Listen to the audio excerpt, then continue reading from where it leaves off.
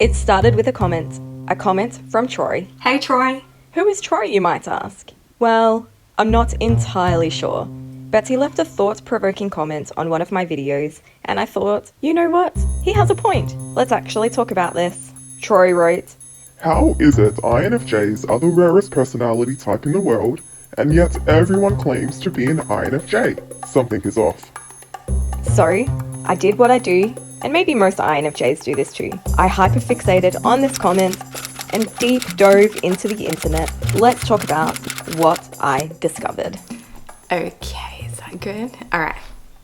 Hey everybody, I'm Sam, and I'm an online counsellor for INFJs, empaths, people who feel different and left out, and neurodivergent folks. I think it's important for me to remind you of this. I'm not into creating some weird INFJ culty vibe here. I love talking about the INFJ personality because I know how helpful it was for me to learn about being an INFJ and how mind-blowing that was. I love deep diving into this and understanding ourselves better and helping my INFJ clients through the counselling process because I think INFJs respond to different type of counselling techniques than others might. There's so much nuance involved in this. In fact, I have a future video idea talking about if the INFJ personality type are mostly neurodivergent people or trauma survivors. So I was doing some reading on this question and my goodness, some of the stuff I found was hilarious. I found a group forum thread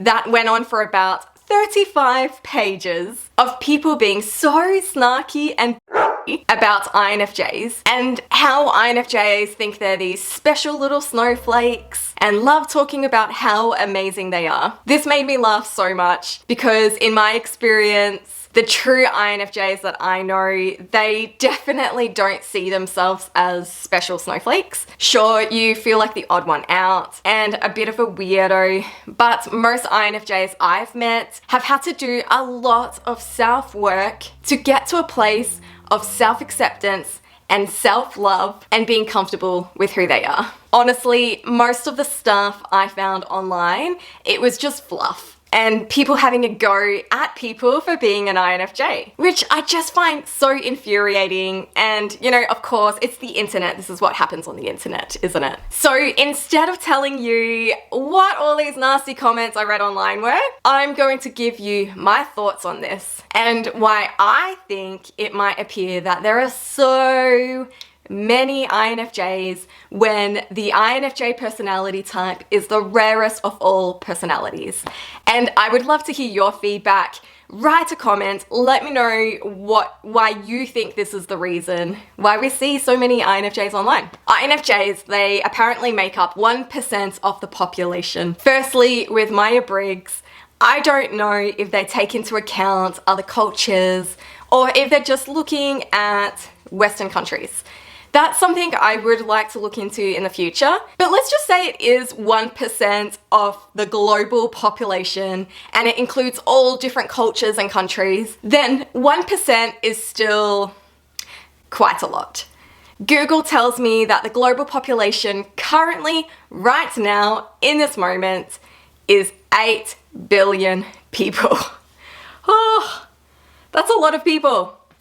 So 1% of that, 1% of 8 billion is 80 million people. 80 million people are apparently INFJs, and that is still a hell of a lot of people. What I find curious is that when it comes to the Myers-Briggs personality, who are the ones that are most likely to talk about it? The INFJs, INFPs, all those feely types. The ones that get a kick out of human psychology, people values, self-development, emotional intelligence, and all of that. If you have 80 million people discovering that they're an INFJ, and yes, I know not everyone really gives a crap, but hypothetically, if you have 80 million people finding out that they're an INFJ, they are most likely the bunch of people to get super excited and hyper fixated on this. I just couldn't imagine, say, an ESTP really caring, you know? They might find out through work, but then that's all, like meh. An INFJ, on the other hand, like I've said in other videos, it's a huge moment for them. It's a light bulb moment. It's a, everything makes sense. No, I totally get it now. When they have always felt so left out, so different, like they don't quite belong, or that people get them, and then they read the INFJ profile, then of course, you're going to want to know more.